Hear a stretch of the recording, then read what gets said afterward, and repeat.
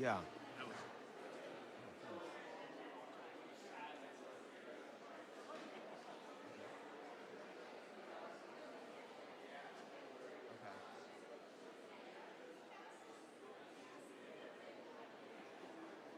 I mean, it's all in my book. There's a book called What If Jesus Was Serious About Heaven? It's all in there. Yeah. That's the one. Yeah. Yeah. You're welcome. Good morning. All right, I gotta begin by apologizing for my voice.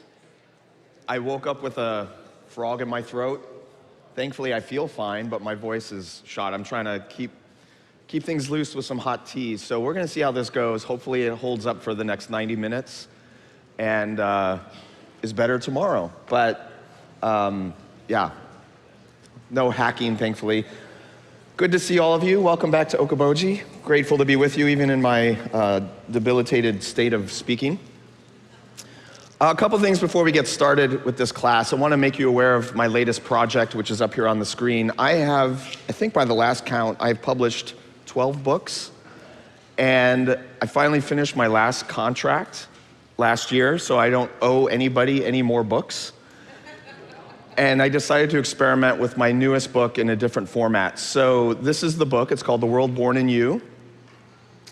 The subtitle, if you can't read that, is Letters to a New Generation of American Christians. I've been thinking about this book for 6 years. I actually started writing it 6 years ago, and then the pandemic hit, and I thought, I don't know what's happening in the world. I'm gonna hold off on this. So the reason this is different is the book is being released as a serial. So if you subscribe to Holy Post Plus, you'll get a chapter of the book every month. I think chapter 3 actually releases later today. So it's gonna be a digital release once a month. We also do an audio version of the chapter every month. If you subscribe, you also get access to everything else we do at Holy Post Media, which is a lot. Esau McCulley, who's a New Testament professor, is doing a whole walk through every single book of the Bible in 66 verses. Caitlin Chess, who's another one of our colleagues, a PhD student at Duke, is doing a whole series on all the different heresies that you didn't know you believe. There's tons of content, so you don't just get my book, you get everything that we're producing at Holy Post Plus. And if you sign up with the discount code BOOK, you get 20% off. So you're probably wondering, what on earth is the book about, Skye?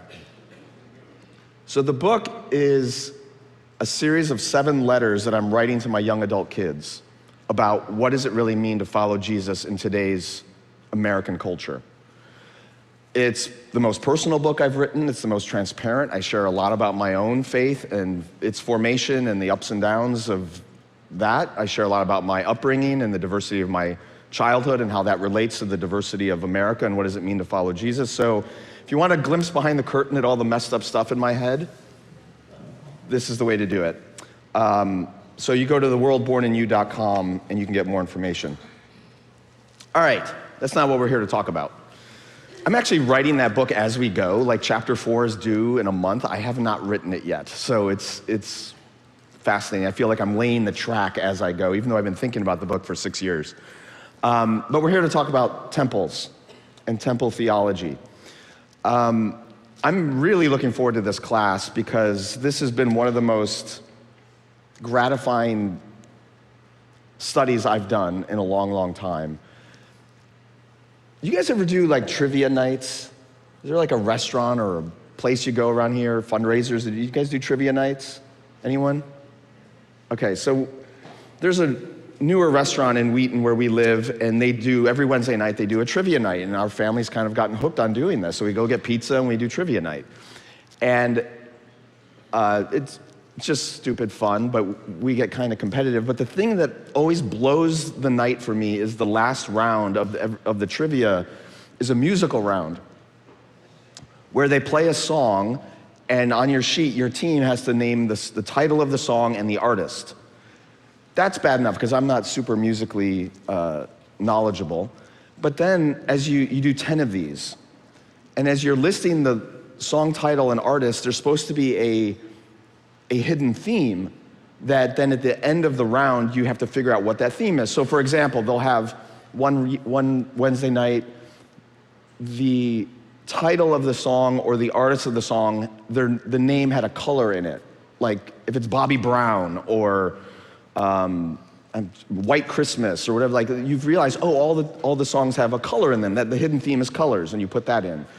There was one where all the song titles or artists had alliterated names. So, oh, it's alliterated. One time, it was really weird, the theme, and I figured this one out, I was really proud of myself. The hidden theme was the TV sitcom Full House. Remember that from back in the 90s or whatever that was? So, as you're looking at the names and titles, you figure out this hidden kind of cohesion to the whole thing, and it's great when you get it. You know when you get it because it's so obvious, like it just jumps out at you. It's a little bit what this is like. Hopefully you've been reading the Bible most of your lives. You've been taught the Bible in sermons and Sunday schools for years, if not decades. And yet when you study it through the lens, looking for temple ideas, imagery, language, framework, it's like it just jumps out to you. This is all over the place. Literally from the first chapter of Genesis to the last chapter of Revelation, permeated with biblical ideas of temple. So what we're gonna do over the next 5 days is go from Genesis to Revelation. We're not gonna cover everything, obviously, but I'm gonna highlight 5 movements of temple theology, including in the Gospels, how it changes the way you read even the birth narratives of Jesus. If you were in for the Bible Hour, Juan's doing a phenomenal job helping us understand the beauty and complexity and brilliance of the Gospels and the way they're composed. And some of the Gospel writers really hammer this theme of temple. And so we'll get into that. And then, of course, how does that relate to this age of Christians and the church, and then even the vision we get in John's Revelation at the end of the Bible, how does temple theology fit into that? It's huge. So that's kind of where we're going. And I'm not suggesting that if you don't understand this temple theology, you can't understand the Bible. Of course you can. But I'm hoping that this just brings into greater relief the amazing unity of the story, and that you walk away from this class after 5 days with a deeper appreciation of how these themes that really don't occur to modern American Christians very often, because it's not part of our culture, we just don't think much about temples, was deeply important to the people for whom the scriptures were originally written. And for us to appreciate the scriptures, we need to see it through their eyes, through their lenses. So that's kind of where we're going. To begin though, we gotta start with the basics. Before we get into those sort of 5 movements, we just need to define what is a temple. So we're gonna look at 4 definitions or 4 aspects of ancient temples that we just have to lay the groundwork for everything else we're gonna do from here. When you hear the word temple, if someone were to ask you, what is a temple? As a 21st century American, probably Christian, what would your answer be? What is a temple? A place of worship. Right, that's part of it. We'll get to it, absolutely true. That's usually where we go, because when we think about temples in different forms in our society or even around the world, we think of a Hindu temple, we think of a Buddhist temple, maybe some Jewish synagogues are called temples. This building is referred to as what? A tabernacle, which is another word for a temple. We think of it as a place where people gather to worship. And that's absolutely true. But that is actually not the most important definition of a temple. In the ancient Near Eastern culture in which the Bible was written, a temple had 4 aspects that we have to get down. And my slides this week, by the way, are gonna be super simple. So if you wanted, we're talking really, you'll see what I mean, but I'm trying to keep this as basic as possible. The first thing is that a temple, and this is probably the most important definition, a temple is where God dwells. It's where God lives, or a God, because temples didn't just exist in ancient Israel, they existed in all the ancient Near Eastern cultures. Egypt, Mesopotamia, Babylon, Canaanites, they all had temples. And this is a unifying fact of all ancient temples. It was believed that this is where a deity lived on earth. So let me give you a metaphor that kind of captures this in our modern setting, and it's gonna seem a little strange, but it's Air Force One. So most of you probably know that this airplane is only given the call sign Air Force One when the President of the United States is aboard. When the President is not on this aircraft, it is not called Air Force One. I don't know if you know this, there's actually 2 of these airplanes. They're identical because you always need a backup, basically. And these 2 airplanes, their actual names are SAM 2800 and SAM 2900. SAM stands for Special Air Mission, a designation of an aircraft in the Air Force. So it says SAM 2800, SAM 2900. The moment the President steps on board this aircraft, the call sign changes to Air Force One. And if you remember the old Harrison Ford movie, Air Force One, when he gets off one airplane, he gets onto a different airplane, that airplane then becomes Air Force One. Because what makes Air Force One is the presence of the President. Same with a temple. A temple is only a temple if the presence of the deity is there. If the presence of the deity is not there, it's no longer a temple. It's just a very ornate building or tent. So this is the first critical thing you have, and this becomes really important as you go through the Old Testament. We're gonna do this week, because there are times when there's a temple in Jerusalem, but the presence of God is not there. And they still call it the temple, but everyone knows we're kind of faking it because he's not here. He's left. So this is a very, very important point. The other side of this is just because you have a temple doesn't mean God can't show up someplace else. And there's lots of stories in the Bible of the presence of God encountering somebody not in a temple. But when God shows up in that place then becomes a temple. Just like when the President gets on some other airplane, it now becomes Air Force One. When the presence of God shows up someplace else, that now becomes a temple. Is this making sense? Okay, so that's the first and most important definition of a temple. It's where God dwells. Secondly, a temple is where God rules.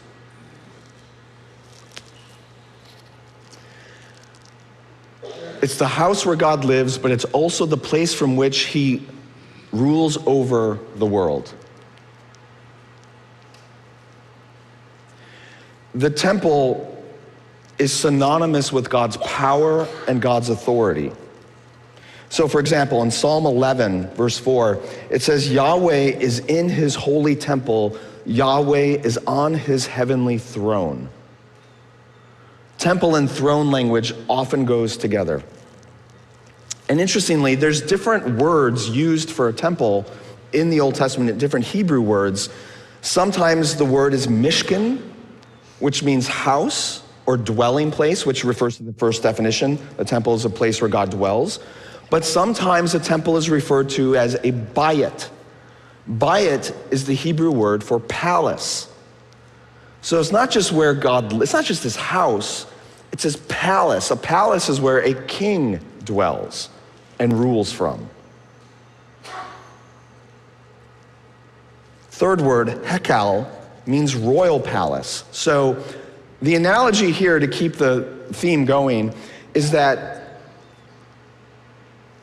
the Oval Office is where the president rules from.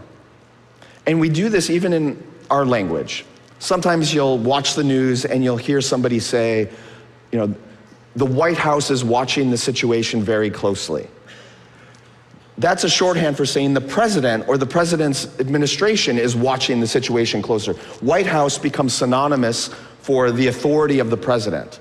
Likewise, in a lot of scripture, temple is synonymous with God's ruling authority. It's where he rules from. Or you can imagine a scenario where somebody says, hey, this order is coming directly from the Oval Office. What does that mean? It means this order is coming directly from the President of the United States. It's not coming from one of his advisors. It's not coming from a secretary of some department. It's coming directly from the highest authority, from the Oval Office. So we use a spatial or even architectural designation, the White House, the Oval Office, to mean the authority of the president. The Bible does the exact same thing. It will use language about temple to refer to the authority or ruling of God. So that's the second important definition. And it plays out later in Scripture. We'll get to this probably on Thursday.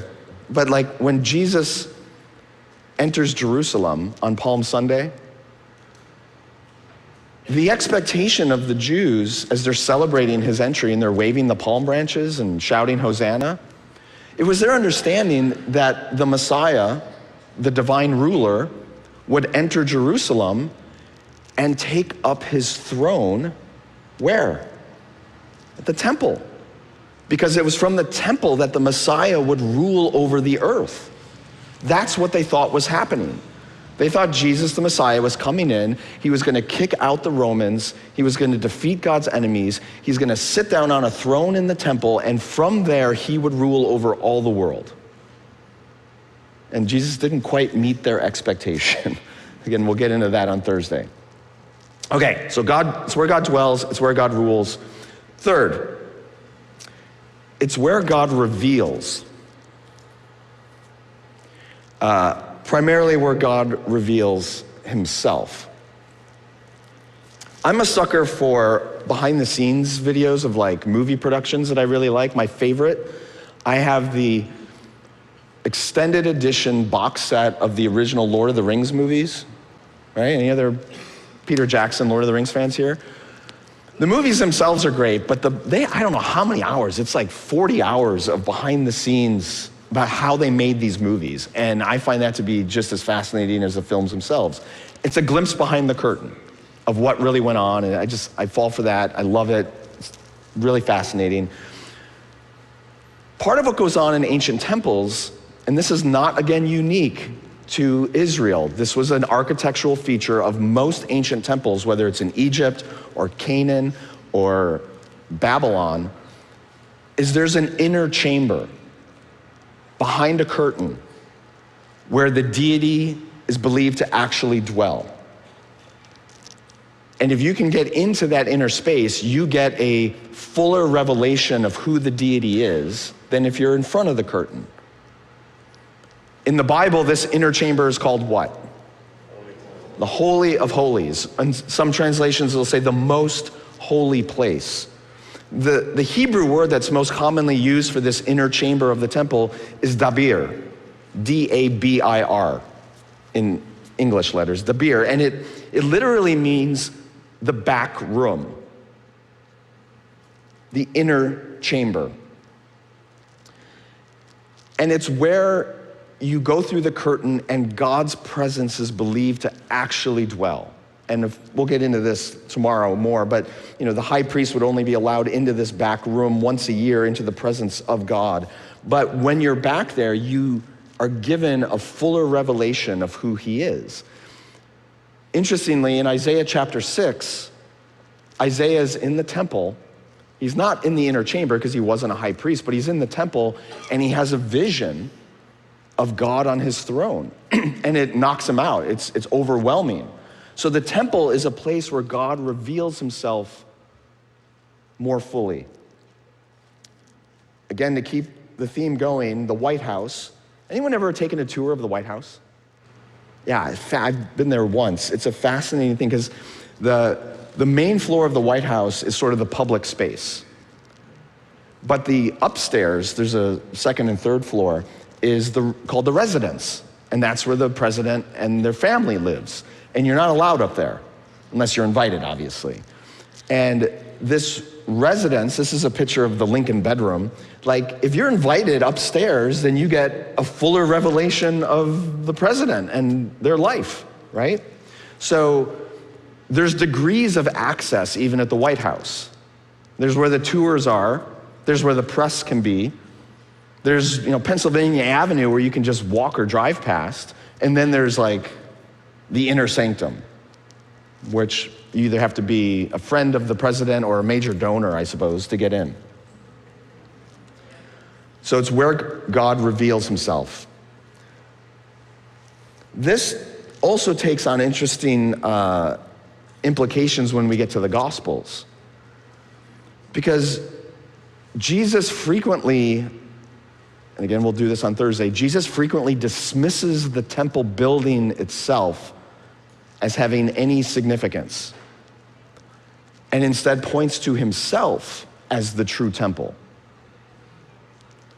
Which means what he's saying to his disciples is, you think you're going to see who God is if you can go inside that building and get behind the curtain. But if you've seen me, he says, you've seen the Father. Jesus identifies himself as the fullest and final revelation of who God is. In other words, the true temple. Okay, last one, and then we'll pause for some questions. A temple is where God meets us. Any of you guys read any books by Bob Goff? Is it familiar? You met Bob Goff, love does. I've met Bob a few times. I think in one of his books he talks about this, but he was talking to me about it. Bob lived in Southern California, and he's an attorney, he's a Christian, fascinating. It's an understatement to say fascinating. He's a very interesting guy. And because he's so highly sought after by different people for different reasons, he gets a lot of requests to meet with him. And he had this bizarre way of meeting with people. He would say, fine, I'll meet with you on one condition, and that is you have to meet with me on Tom Sawyer Island in Adventureland in Disneyland. Which meant you'd have to pay, I don't know how much it costs to get into Disneyland these days, right? What, $150 a ticket or something like that? He said, if you're willing to come to Tom Sawyer Island at Disneyland, which then you then have to take a raft to get to the island, he said, I'll meet with you there. And he's met with like secretaries of state of foreign countries on Tom Sawyer Island in Disneyland, and all kinds of other famous people have met with him on Tom Sawyer Island. And the reason he did this is because it's a way of weeding out the people who aren't really motivated. Like if you are willing to go through the time and expense and weirdness of going to Disneyland to meet with him, then he's like, okay, you must really want to meet with me. It weeds out all the unserious people. In a strange way, temples kind of operate that way. Again, not just the Jewish temple, not just in the Bible, but all the temples in the ancient Near East. It's a place where you can meet with a deity, but it ain't easy. There are high barriers to overcome in order to meet with a God. Because it can't be as casual and as flippant as, meeting the baker down the road. So it usually involved a significant amount of inconvenience. Usually sacrifices. Some entry fee was required. Hoops you had to jump through. Signs that you were serious about meeting with this God. That you're not wasting the God's time, that you're not caught up in trivialities, that you are willing to go through all the rituals and the practices to meet with this deity. Now, when you study the processes in other ancient Near Eastern cultures of what was required in order to get a meeting with a deity, it is pretty horrific and sometimes stomach-churning what people would have to do in order to get into the presence of a God.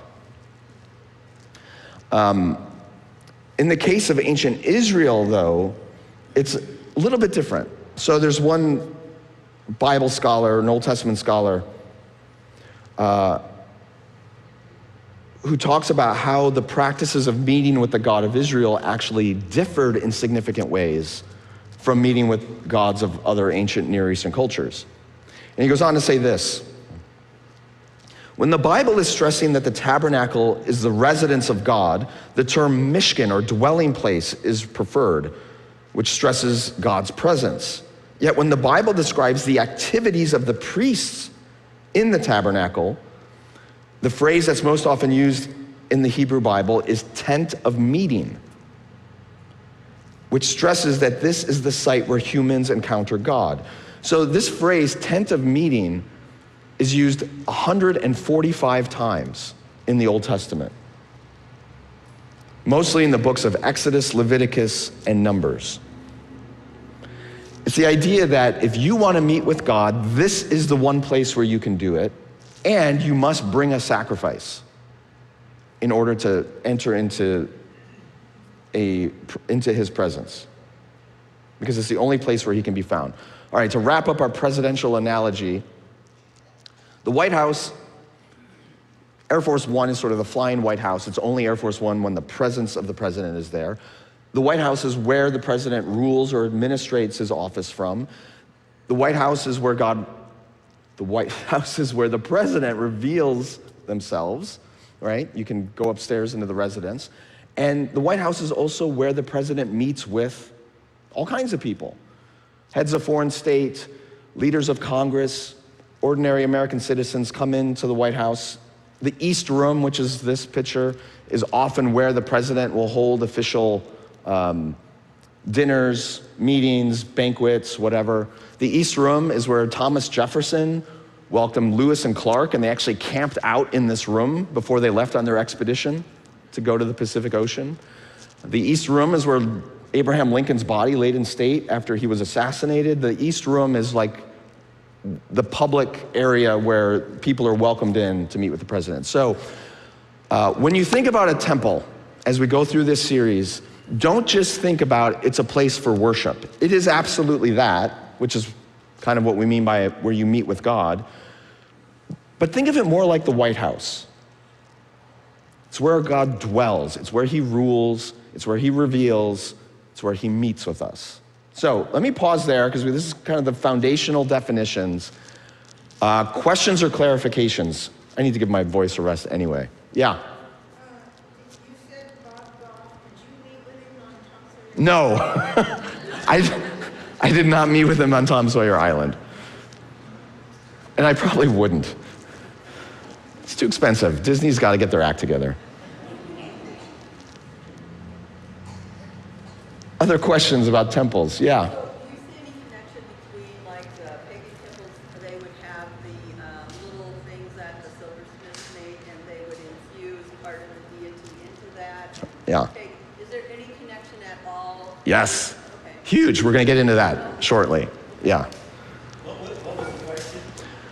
In pagan temples, they had an idol, an image of the deity that they would do all kinds of ceremonies and infuse that idol with the belief that the presence of the god was there. We're going to get into that in a little bit, but yeah, I'm painting with a broad brush on these four ideas just so you get the basics.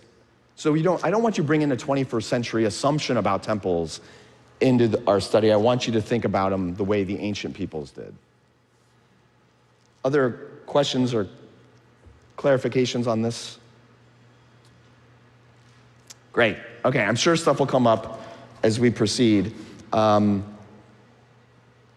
So, part one, Eden.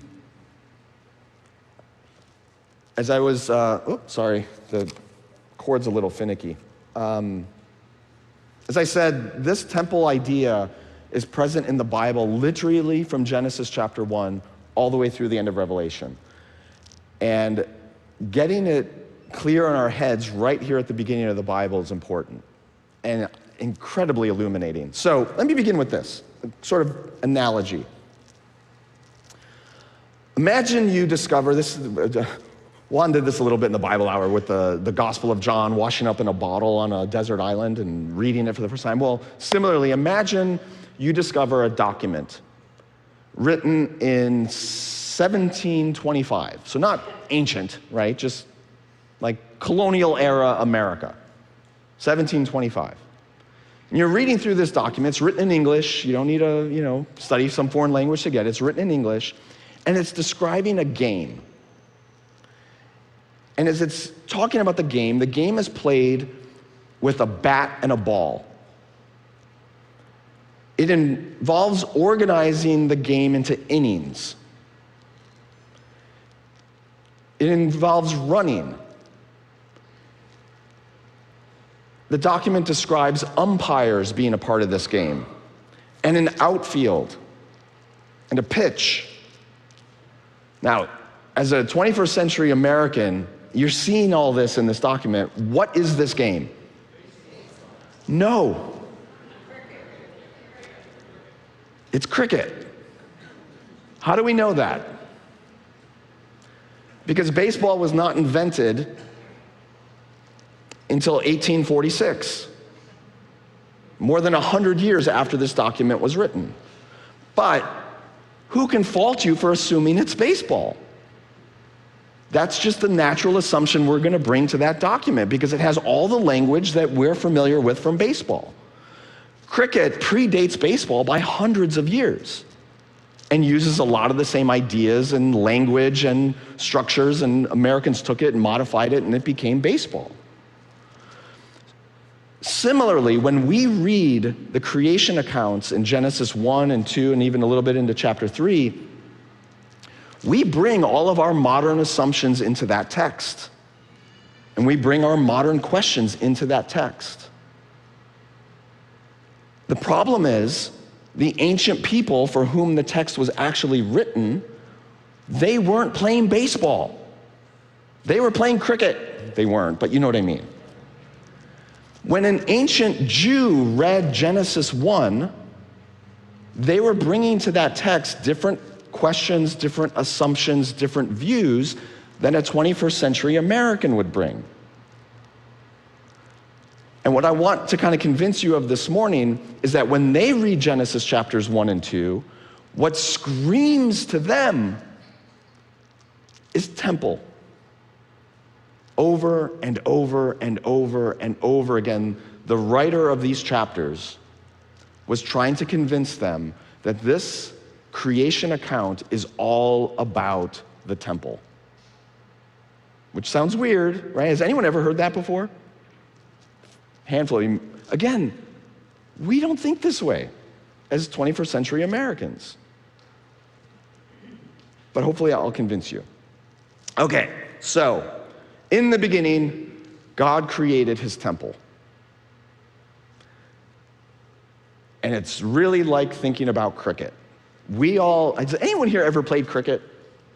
No one. One person, right? Cricket's crazy. I've never played it. I've seen it played. Some of you know my father's an immigrant from India. He grew up playing cricket. When I go back to India, I always go to the Cricket Club of India. I don't understand a sport that has a tea break.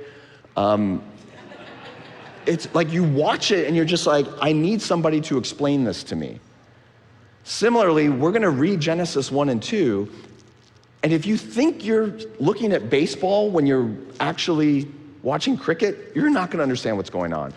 You need someone from the other culture explaining to you what you're looking at. And that's what we're going to try to do here. Okay, so first of all,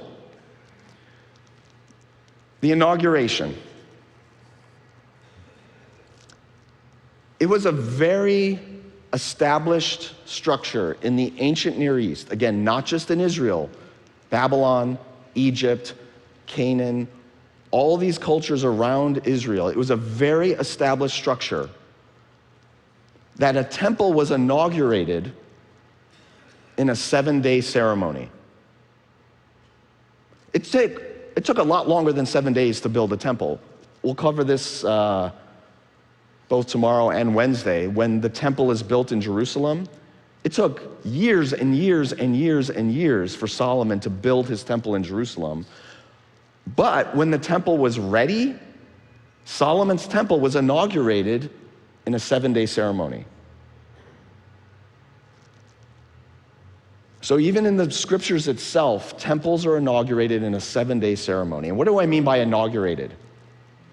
What I mean by that is the building, the physical structure is already built, but all the utensils, the rituals, the anointing of the priests, all the stuff that goes into making it functional as a temple was a 7-day process. So when an ancient Israelite read Genesis chapter 1, or when an ancient Israelite community gathered and somebody opened the scroll of Genesis and read Genesis chapter 1, and they're reading about day 1, 2nd day, 3rd day, 4th day, what's an ancient Jew gonna think? Oh, this is a temple. It's a temple ceremony. We're inaugurating a temple. That's what's going on here. But here's the crazy part. The temple of Israel's God is not a building. What is it? It's the whole universe. In the beginning, God created the heavens and the earth. You know, you Egyptians have your stupid buildings with your idols in them. And you Babylonians have your ziggurats, right? These stepped temple pyramids. And you Canaanites have your buildings that you put your deities in. Our God, the entire universe is his temple. That's what is being emphasized here in Genesis chapter 1. John Walton, who's been here many times over the years, Old Testament professor, said this: there are several examples of temple inaugurations from the ancient Near Eastern literature that show that these rites took place in the course of 7 days. And that the deity entered the temple, again, this is pagan temples, right? The deity entered the temple to take up his rest, or take up his throne, on the 7th day. And as I mentioned earlier, when Solomon built his temple in Jerusalem, in 2 Chronicles chapter 7 and in 1 Kings chapter 8, the 7-day inauguration ceremonies are described, just like all the other cultures around ancient Israel.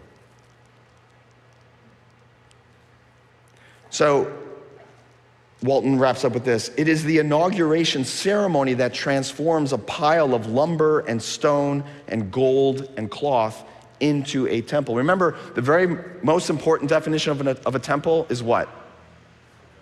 A place where God dwells. You build that structure with the timber and the stone and the gold and all that. It's not a temple until you've completed the 7-day ceremony and the presence of God fills the temple. Genesis chapter 1 is describing God building his temple. And what's the very last thing he does? Rest. And when we hear the word rest, we think, whew, that's not what the word means. What the word means is, when a king is done building his kingdom, he's done defeating his enemies, he's done setting up all of the structures of administration, and he finally sits down on his throne. That's what's happening on the 7th day. The temple's done, and God now fills his temple and sits on his throne. All right, let's get into some of the details. There are a lot of little details in Genesis chapter 1 that it's not just the 7-day structure, but tons of little details that emphasize the temple idea here. So, I'll give you a couple.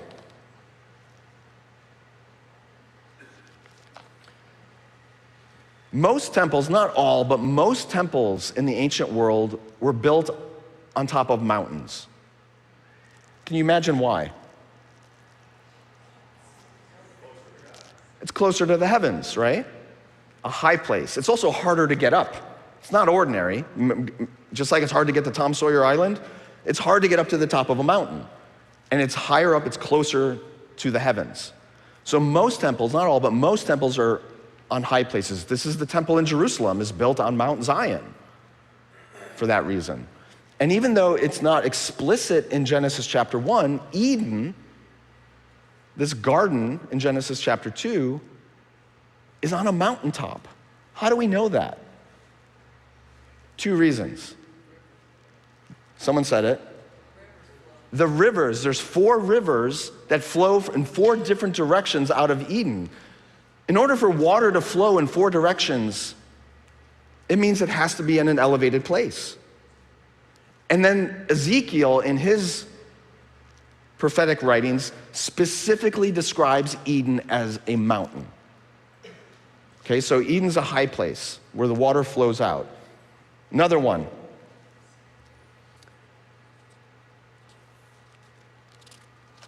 Eden is described as having, and it's a really weird detail, but it's described as having precious stones in the soil, including gold and onyx. Some English translations just say precious stones. What's that about?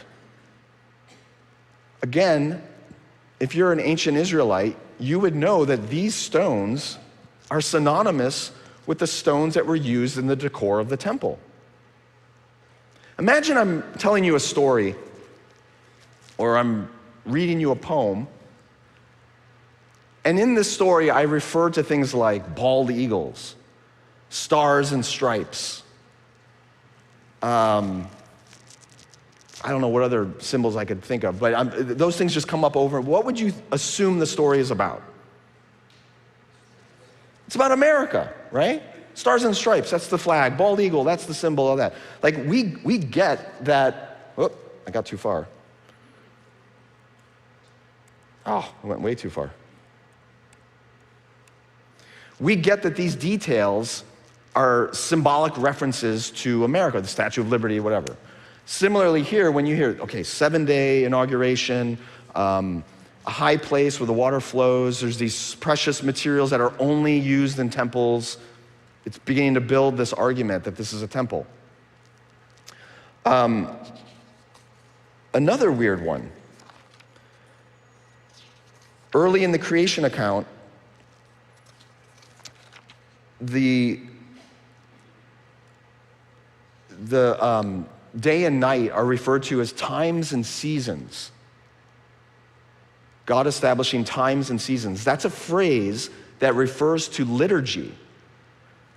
Around the temple, there were certain festivals and seasons and celebrations that happened, just like if some of you attend a higher church tradition, Anglican, Roman Catholic, those kinds of church traditions, they have a church calendar. There's ordinary time, and there's Advent, and there's Easter, and there's Pentecost, and they change the decor and the colors and the symbols and the prayers all change with the church calendar and season. Ancient Israel did that too.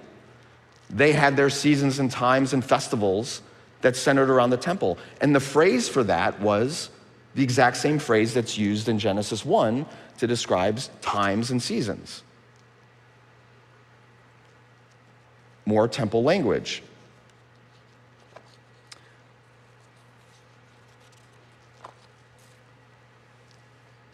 Another one.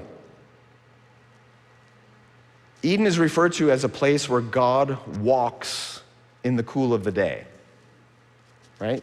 We hear that all the time. We probably learned it when we were children in Sunday school, that God walked with Adam and Eve in the garden. The word there for God walking is also the same word that's used in reference throughout the Old Testament to the temple. The temple is where God walks among his people. It's a temple space. The language, I could go on and on with these details. I don't want to bore you too much with them because we're going to dive more deeply into one in particular, and this gets to your point about the image. These are examples of household idols from the ancient Near East, images of deities. When a pagan temple was being built in the ancient Near East, the most important artifact in that temple is obviously the image of the deity. And it was the last thing put into the temple. How does that fit with Genesis? What's the last thing God creates? The man and the woman on day 6. Again, perfectly fits the temple motif from the ancient Near East. The word for an idol in ancient Hebrew, that they looked at their pagan neighbors around them and they see these images of deities. The word in ancient Hebrew for an idol is the word selim. In Genesis chapter 1, it says, God created man in his own. No. That's what your English Bible says. God created man in his selim, idol. The human being is the idol, the image of Yahweh. It's the same word. Again, going backwards, The ancient world would look out and go, well, all you guys have your deities, they dwell in these buildings built by people.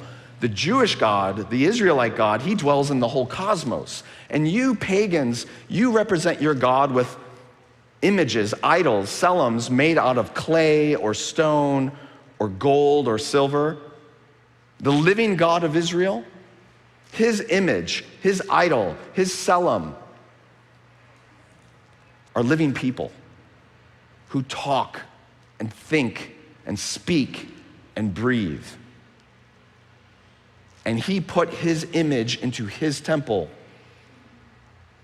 at the climax of its inauguration.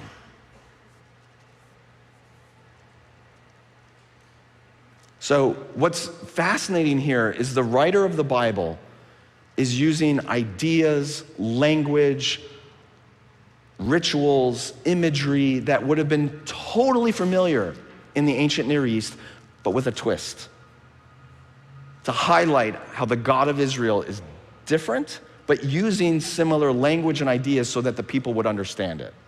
Is this making sense?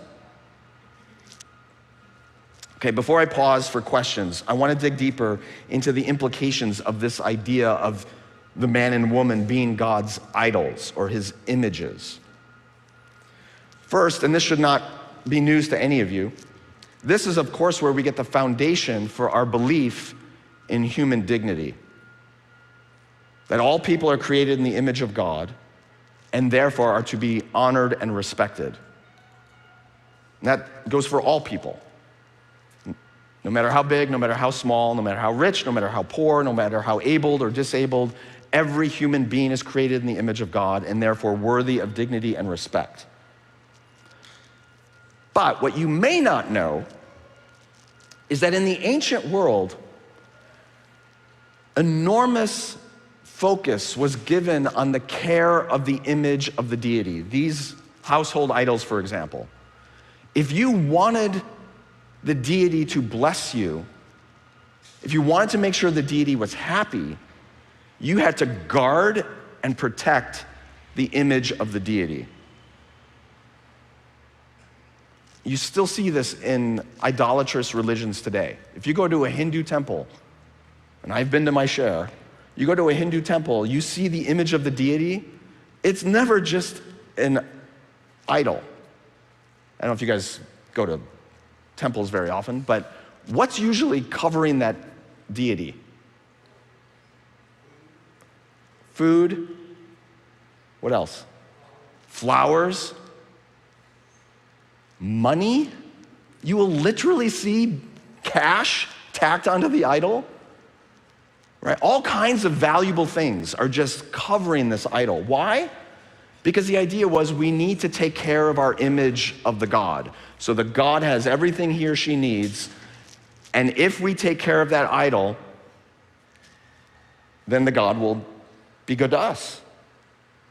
If you don't take care of that idol, if it falls over and cracks, if you allow, ravenous wolves into the temple and knocks it over, if you don't, what's the God going to do? Famine, plague, disease, enemies might come in and take over your country. Like, terrible things are going to happen to you if you don't guard and serve and protect that idol. This is exactly the same in ancient Israel. The difference is, what is God's idol?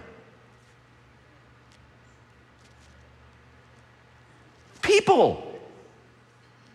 The reason why we care about people is because people represent God. And this is huge. If you get nothing else out of this whole week, please get this one thing. Everywhere in the Hebrew scriptures, everywhere in the Gospels, our devotion to God is always expressed through our care for his image. A man comes to Jesus who's an expert in the law and says to Jesus, "What's the greatest commandment?" He's asking Jesus for one commandment. How does Jesus respond? With two. Love the Lord your God with all your heart, mind, soul, and strength, and love your neighbor as yourself. Why? Jesus is echoing the Old Testament. He's echoing the prophets. He's echoing the law. Because everywhere in the Old Testament, the honor of God is always linked to the honor of his image and the care for his image. If you love me, John says this, you cannot say you love God and then hate your brother. They are always linked together. Worship and justice always go together. Isaiah chapter 1, it goes on. And God says in Isaiah chapter 1, you worship me with festivals and prayers and sacrifices, and they're detestable to me. I spit them out. Why? Because you mistreat the poor and the orphan and the immigrant. You're mistreating my image at the same time you're worshiping me. That's not how it works. It doesn't work that way in paganism. It doesn't work that way in Israelite religion either. You have to honor the image of the deity if you're going to honor the deity. And the image of the deity in the Hebrew scriptures are people.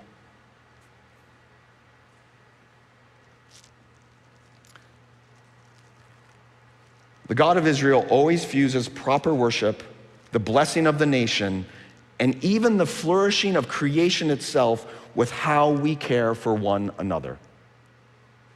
Always. And as we get later on in the week and we talk about God's presence leaving the temple and God's people being sent into exile, all that stuff, it all comes down to the fact that they were mistreating the image of God.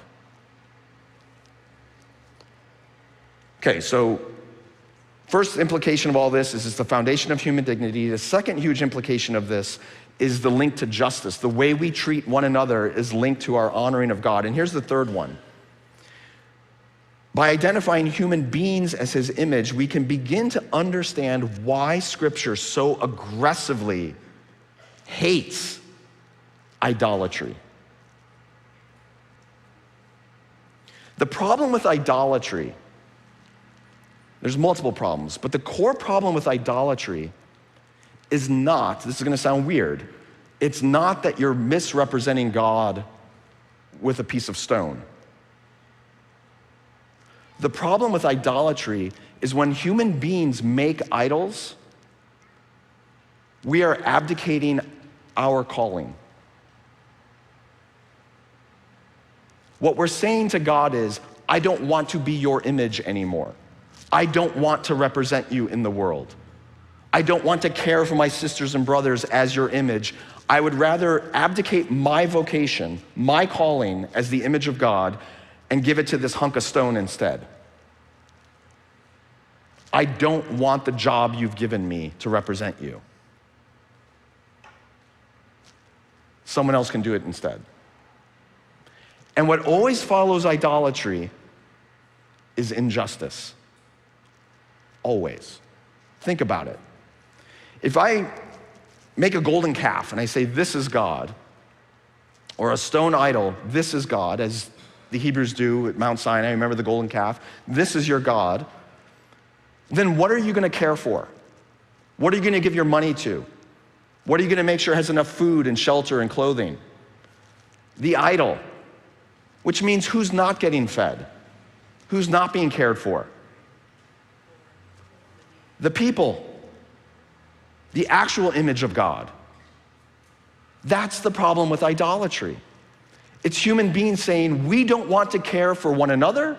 We don't want to have the responsibility of representing God to one another. We're gonna give it to a piece of stone, and we're gonna devote all of our money and energy and resources to caring for that hunk of stone instead of caring for one another. And God looks at this and goes, oh my goodness, you've got it completely wrong.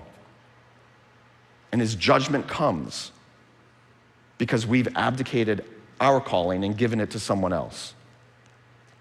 Here's how one theologian put it: to locate divine presence and action in another part of creation, or in that which we create, is to absolve ourselves of our own responsibility to bear the divine presence in the world.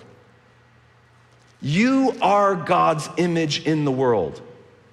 When you worship something else, you are not hurting God. You are hurting yourself. Because you're giving up your dignity and your calling. And you will end up hurting the people around you. Because you will devote yourself to that thing rather than to one another. All right, let me pause there. Just this Genesis stuff we've hit, so we got a lot more to cover because we're going to get into the fall, we're going to get into the exile from Eden, all that before we wrap up today. Questions about especially this image of God idea or the Eden or creation itself being God's temple. Yeah. From the time of Solomon's temple forward, would a typical Hebrew have still carried this idea of God's temple as the whole universe? Yes. So, like in the divided kingdom, like we need our own temple in the north, like would they have been missing this, that we are in God's temple? Yeah, I'll give you an example. Like Isaiah chapter 66, through Isaiah, the Lord says, I do not dwell in a house built by you. He says, the whole heavens is my temple and the earth is my footstool. We'll get into this a little bit tomorrow. There's an interesting paradox, and you see this in Genesis 1 and Genesis 2. Genesis 1 is talking about the creation of the heavens and the earth, right? The whole cosmos. And then in Genesis 2, you get this zoom in on Eden, where God is present with Adam and Eve in this garden. And that's sort of the paradox you see throughout the scriptures. On the one hand, the ancient Hebrews believed that their God dwelled in all the universe. But they believed that his presence was also particularly known in the temple. So God built the heavens and the earth as his temple, but his presence is uniquely and particularly known in the Garden of Eden with Adam and Eve. So it's both and. He's present everywhere, but he's especially present or particularly present in the Holy of Holies. And we'll get into the Ark of the Covenant and all that stuff tomorrow, which is it's fascinating stuff. Hopefully that answers your question. Yeah. Does this relate to the use of our finances? Yes, it relates to the use of our finances. Absolutely. I mean, you see this in the New Testament. What is Paul's greatest concern, he says to the Corinthians? First and foremost, he says, my concern is that you care for the poor. James talks about this. If someone comes into your church gathering and they look rich and you give them a seat of honor and you neglect your brother who's poor, you violate the truth of God. Because the way you worship God is by caring for his image. And his image is just as present in that poor person as in that rich person. This is the part, I mean, I don't want to get on my soapbox too much. Go ahead. We have fallen into the same trap that the ancient Israelites did, that Isaiah talks about in chapter 1. We think we can gather in a place like this. We can sing songs to God. We can put our money in a plate. We can support whatever it is we're doing ministry-wise. And we think that's what honors God. And it does. It does.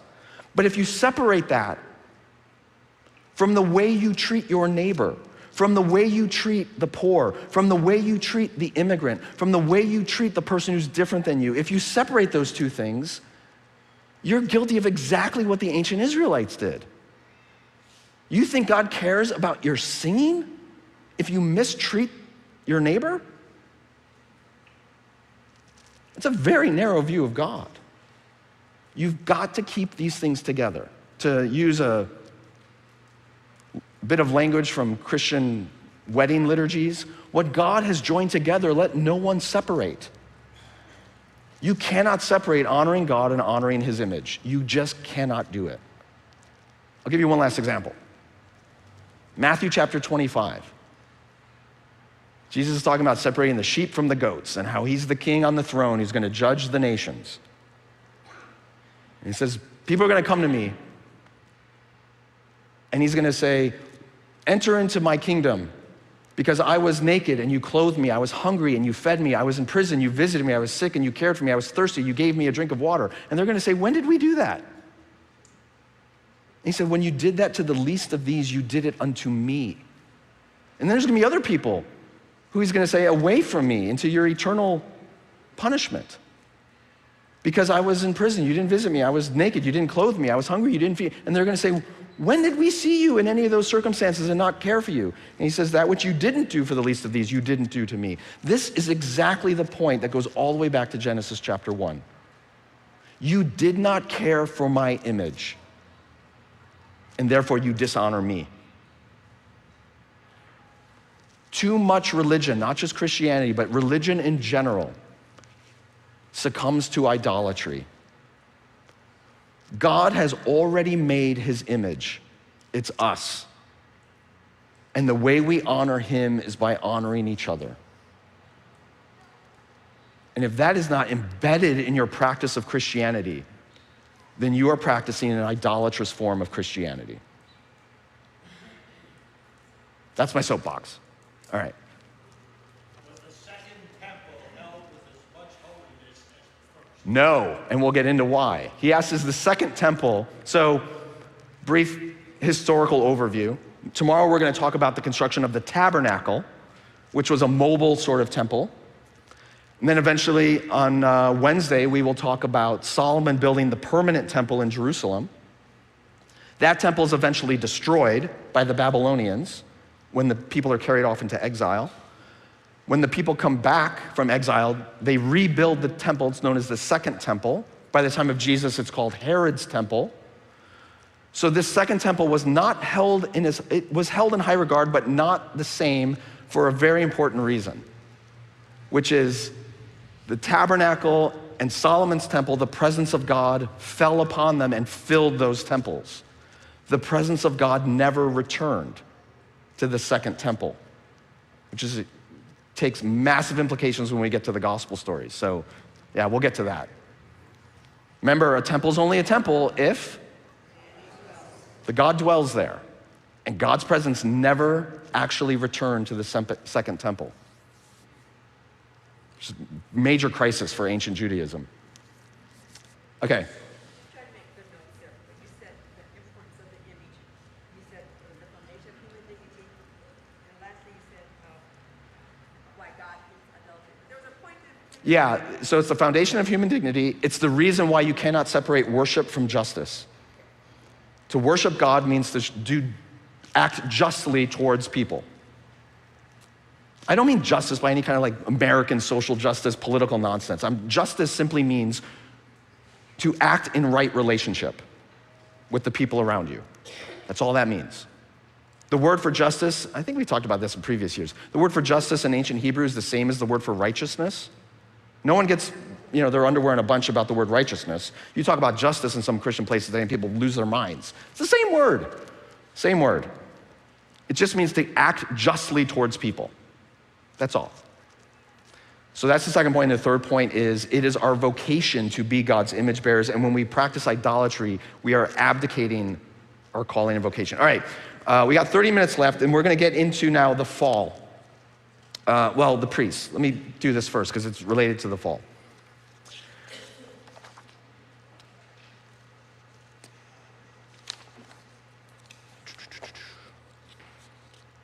When we think about Adam and Eve, do you remember the command that God gives them? What were they supposed to do? Be fruitful and multiply. And what? Care for the garden, right? So we often think about, okay, Eden was like some kind of zoo where God put his little human people. And he said, hey, just don't make a mess, right? Like, take care of this zoo for me, right? They're gardeners. We think Adam and Eve were gardeners. This is the baseball cricket thing again, guys. That's not how an ancient Israelite would have read that story.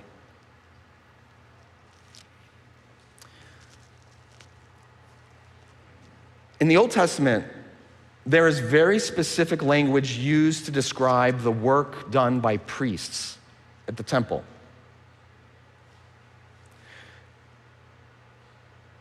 English translations, they vary a little bit, but different translations talk about priests are to care for and work the temple. There's two verbs, to care for and to work. One example of this is in Numbers chapter 18, verses 5 and 6.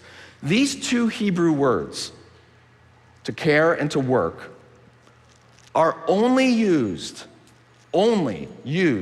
in the Bible to describe the activity of priests in the temple.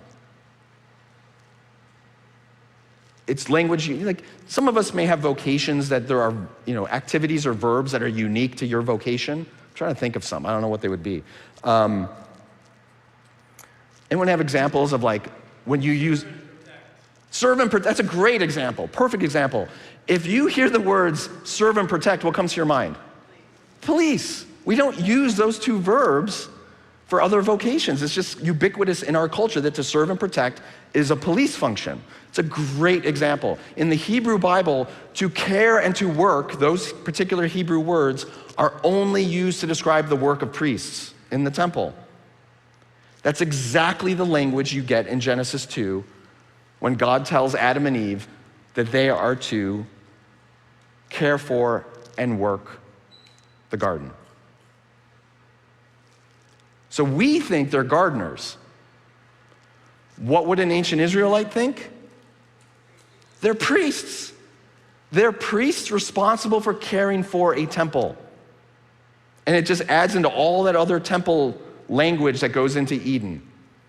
The high place, the God walks there, the precious stones, all of that would fit in. Of course, they're priests. This is reiterated in Ezekiel. Ezekiel chapter 28 speaks about Adam as a high priest. And that Adam was ordained, this is crazy. Adam was ordained, ornately covered with, quote, every precious stone. The priest, we'll talk about this tomorrow, the priest in the tabernacle or in the temple wore precious stones on his garments. So what does all this mean? Adam and Eve were not just gardeners, they were priests. And what is a priest? A priest, one of the best ways to capture what a priest is actually to use the Latin language. If anyone comes from a Roman Catholic background or maybe Roman Catholic now, a priest is sometimes, or the Pope, is sometimes referred to as pontifex. You heard that word? Pontifex is Latin, and it means bridge builder. A priest is a bridge builder, a link between two things. What does a priest link? Divinity and humanity. This is why we talk about Jesus as our high priest, fully God, fully human. A priest is a link to mediate between humanity and divinity. Adam and Eve, made in God's image, represent God, but they're also human. They were to be priests that could link creation and God. We'll get into this again later in the week as well. So, once you understand that Adam and Eve aren't just gardeners, they're priests, and the garden is not just a zoo, it's a temple where God and humanity dwell together, where he meets with them, where he walks with them. It's heaven and earth overlapping each other. Once you get all this down, you begin to make sense of what they screwed up so badly in chapter 3.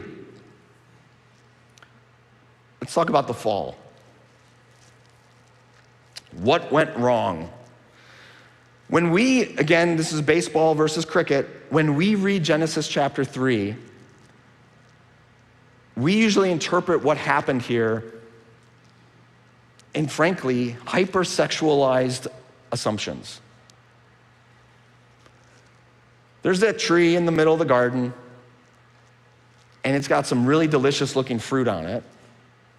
And the serpent comes along and says to the woman, the man's hanging out there, but he's talking to the woman, says, hey, doesn't that look pretty good? Yeah, God just doesn't want you to have it, but I know you want it. And the woman realizes that it looks delicious, so she takes some and she eats it, and she gives some to her husband, he eats it. In the popular way we tell this story, what is the real sin of Adam and Eve? It's disobedience, yes, but what caused the disobedience? Lust, right? Ooh, that looks good. I want to eat that. It's a lack of self-control. They couldn't control their desires. This gets spun in all kinds of youth groups and the like sexual purity stuff, right? Forbidden fruit. That's how we tend to think about it because we're hypersexualized culture. Again, baseball. We need to think like people who play cricket. How would the ancient Israelites have understood this story? If this is a temple and Adam and Eve are priests who are supposed to care for and work the temple, the primary responsibility of the priests at the tabernacle or the temple in ancient Israel, above anything else, was to keep the temple pure, untainted by contamination of sinful things, of unclean things. We'll get in again this in the coming days, but just a little preview. That's how an ancient Israelite thought about temples. The priests are there to guard it from contamination.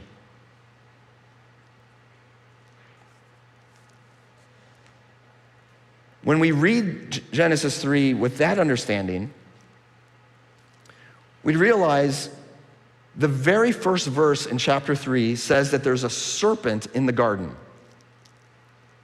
That would have set off alarm bells in the people reading the story or being told the story. Why?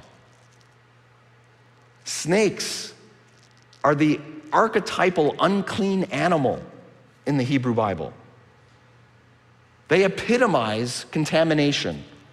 The moment Adam and Eve realized there was a snake in the temple, the moment they realized there was a snake in the garden, they should have gone bananas and driven that snake out or told God, we have a problem.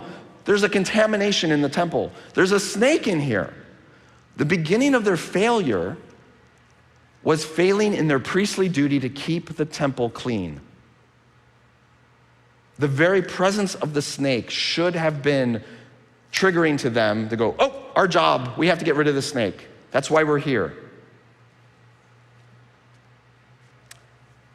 If you read Leviticus 11, Deuteronomy 14 goes on about the uncleanness of snakes. And it only goes downhill from there. They don't get rid of the snake. They don't alert God. They don't do their priestly duty. And then the snake has a foothold. Oh, they're going to let me hang out here. Okay, well, let's push it a little bit further.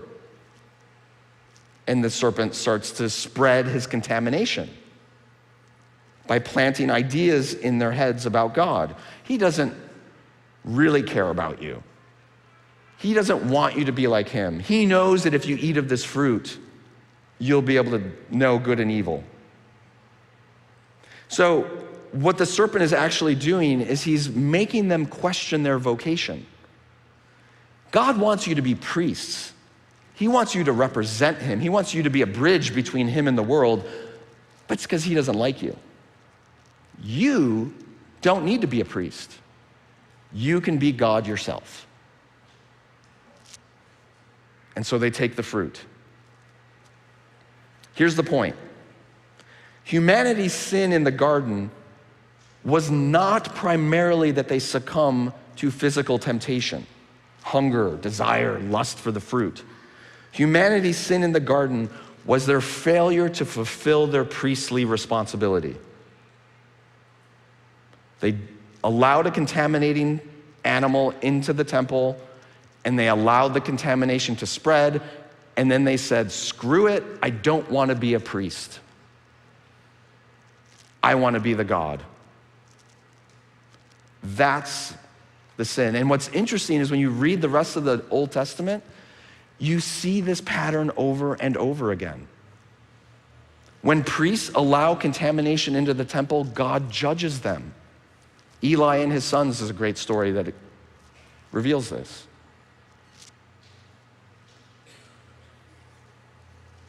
Okay, so then what happens? What's the consequence of Adam and Eve failing in their priestly duties? What's that? They're kicked out of the temple. Where are they sent? Sorry? East of Eden. All right. We're going to do this one last idea, and then we'll open it up for questions for the remaining minutes. Temples in the ancient world, again, almost universally, were built along the same orientation. The entrance to a temple always faced what direction? East. Why would a temple's entrance always face east? Again, not just in Israel, Egypt, Mesopotamia, all of them. Why does a temple entrance face east? The rising sun. Remember, a temple is where heaven and earth overlap. It's where deities dwell, and it's where they rule from. Most deities are seen as ruling over the natural world. They're the ones that keep the whole thing functioning. They cause the sun to rise. They make sure the seasons go as ordered. They make sure there's a harvest. So the temple became the ruling point from which the entire cosmos is organized and administered. So the temple entrance faces the east because the sun rises in the east. That was also true of the Israelite temple. The entrance faced the east. So when Adam and Eve are kicked out of the garden, where are they sent? East, out the entrance.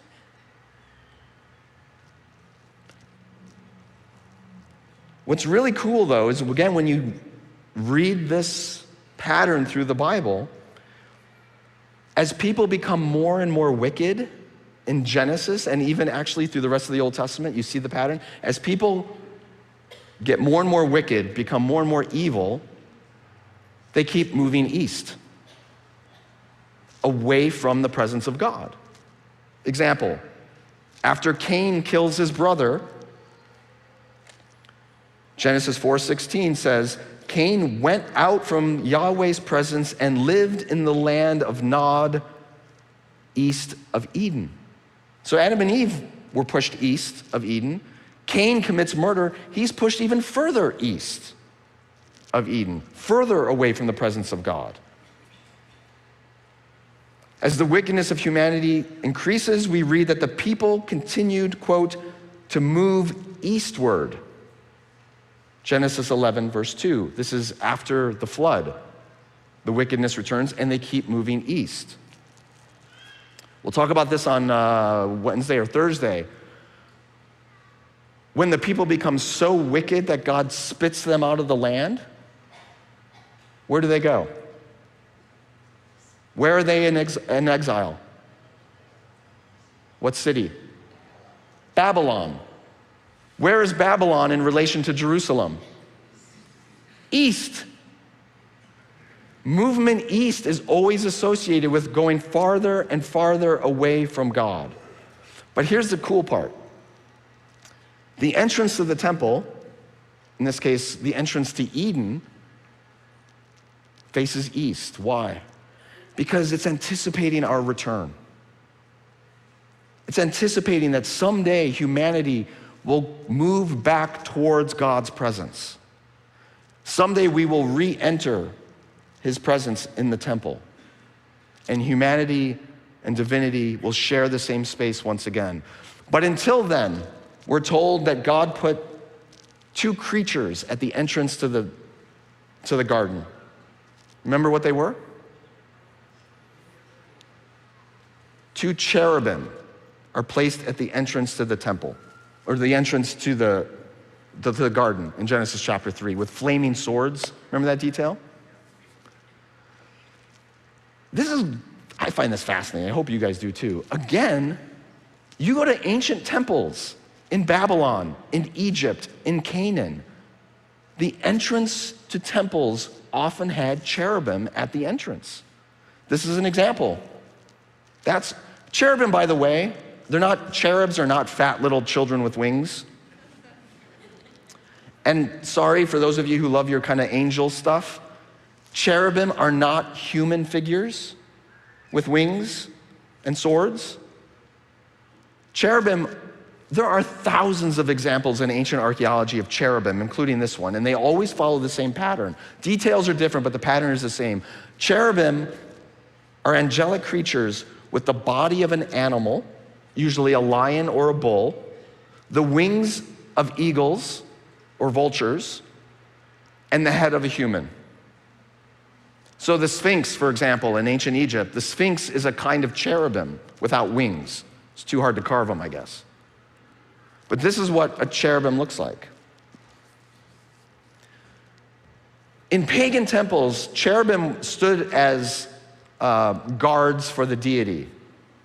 Going back to our presidential analogy, the cherubim were the Secret Service, making sure nobody got too close to the deity. But for the ancient Israelites, it was a little bit different. One way to think about it is the God of Israel does not need someone else's muscle to protect him. He doesn't need Secret Service agents. So why are the cherubim there? Why do they have a flaming swords guarding the entrance to the temple? Who are they protecting? Us. They're protecting us. And it sounds strange, but think about it. The presence of God in the garden, or the presence of God in the Holy of Holies, we'll do this again tomorrow. The Holy of Holies, that inner chamber of the temple where God's presence was, had a curtain in front of it. What's on the curtain? Cherubim. They serve as a warning. What's behind this curtain, what's in this garden, is a power that you cannot handle. Think of it like a nuclear reactor. If you go in here as a sinful person, you will be destroyed. God is described in the Hebrew scriptures and echoed in the book of Hebrews in the New Testament as a consuming fire. The cherubim are not there to protect God from us. They're there to protect us from God, warning us, don't come in here. In your sinful state, God's presence would destroy you. You need to be changed. You need to be cleansed. You need to be healed of your sinfulness before you can re-enter God's presence. We often think about heaven as, maybe you don't, I do. We think about heaven as like a nightclub where only the cool kids get in, and there's bouncers out front to make sure no bad people get in. And the cherubim are like that, they're the bouncers. That's not the image you get in Scripture. Again, God is not worried about what's going to happen to him if sinful people come into his presence. It's not going to affect him at all. He's worried about what's going to happen to us if we come into his presence. He's protecting us from his holiness. Barriers to heaven are not erected by God to keep him from sinful people. The barriers are erected to keep sinful people from being destroyed by the presence of a holy God. He's protecting us, not himself. Okay, we covered a lot. We have about 7 minutes left. Happy to clarify anything that you're confused by. Where does the tree of life come in? Yes, tree of life. We're going to talk about this more tomorrow. There is a tree in the tabernacle. There's a tree in the temple. Anyone have any, if you know your Bible architecture? Any ideas?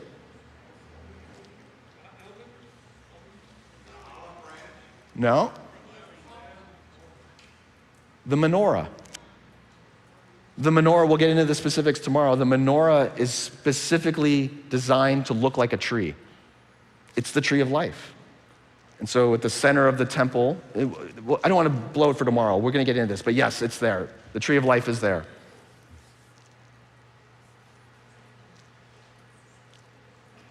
Yeah. The new temple has to be built before Christ returns. We're going to get into that on Friday. From what direction will he come? All right, you want me to really get in trouble before we even get there Friday? The new temple has already been built.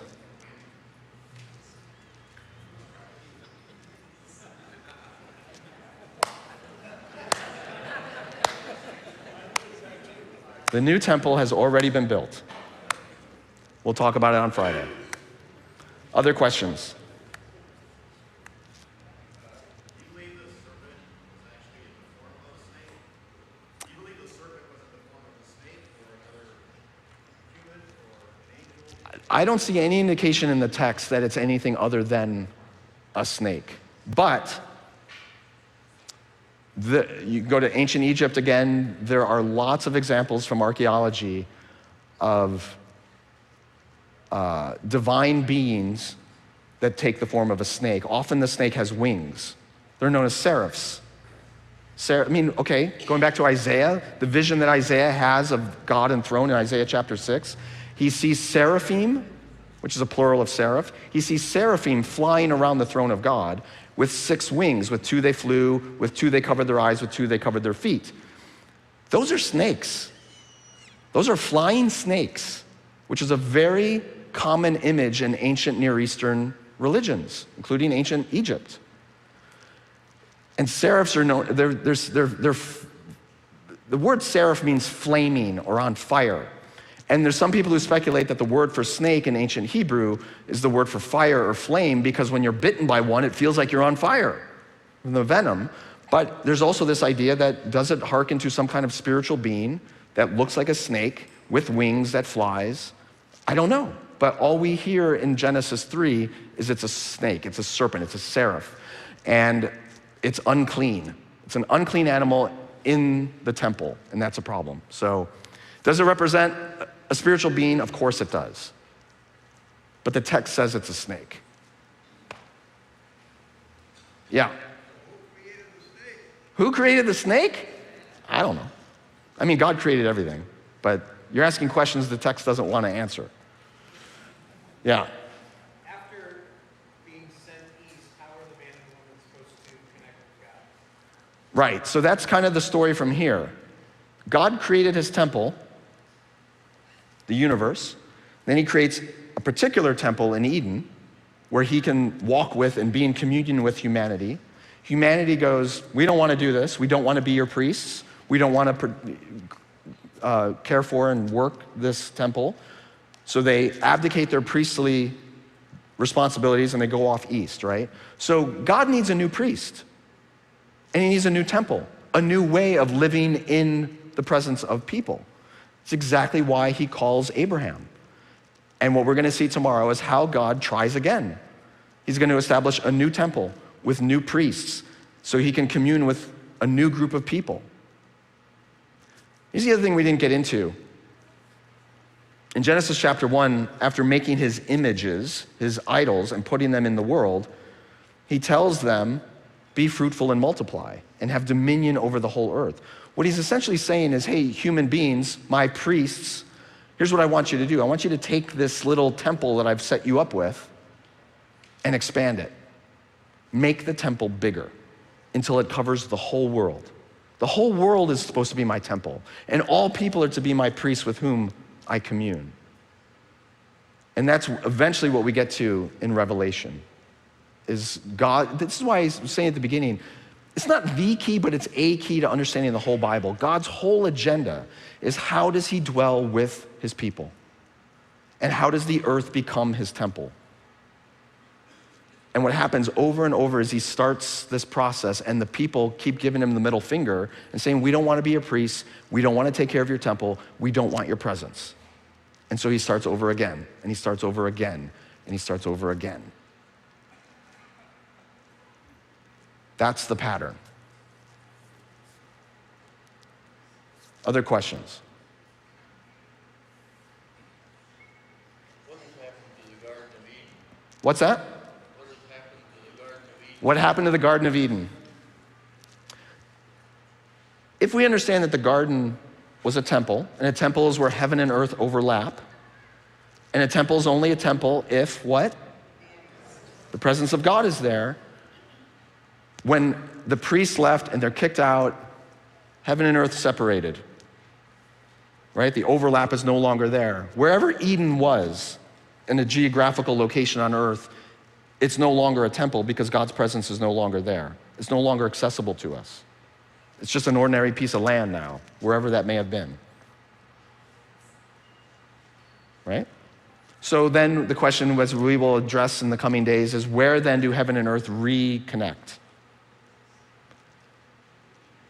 Preview, what I'm going to try to argue tomorrow and Wednesday is that the tabernacle and then the temple is a new Eden.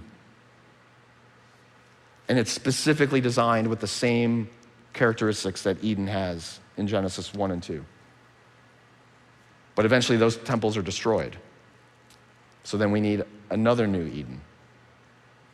So we'll get there. It's noon. My voice made it, thank goodness. So I'm gonna shut up, and we'll be back tomorrow to look at the tabernacle. I